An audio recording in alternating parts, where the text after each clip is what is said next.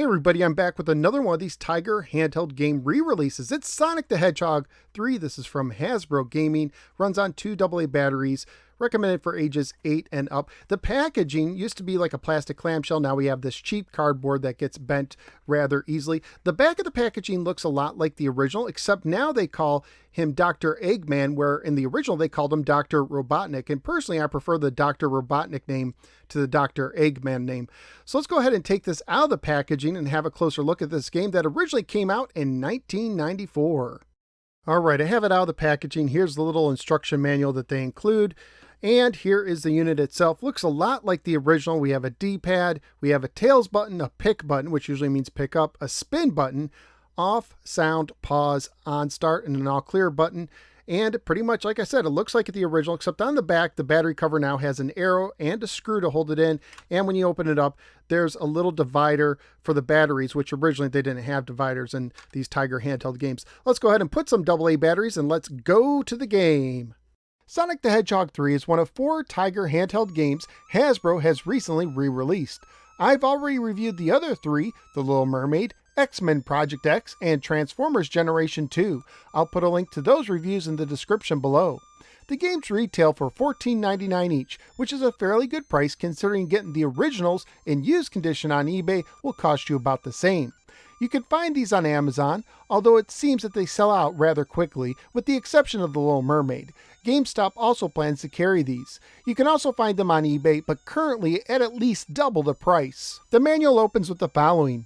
Dr. Eggman has crash landed on a mysterious island that floats in the sky by harnessing the power of the Chaos Emeralds. The Doc wants to steal those emeralds and use them to repair his death egg. To obtain them, he tricks Knuckles into thinking that Sonic and Tails are the ones trying to steal them. Now Sonic and Tails must outsmart Knuckles and battle badniks as they go in search of gold rings, emeralds, and Dr. Eggman. Sonic 3 has 6 stages, each one full of rings, power-ups, enemies, and a Robotnik, Eggman, boss battle at the end. Further controls use left and right to move likewise, up to jump, spin to do a jumping spin attack, pick to pick up rings and 1-ups, and Tails to call Tails to lift you out of trouble, which you could do 3 times per stage, but really isn't that necessary to use.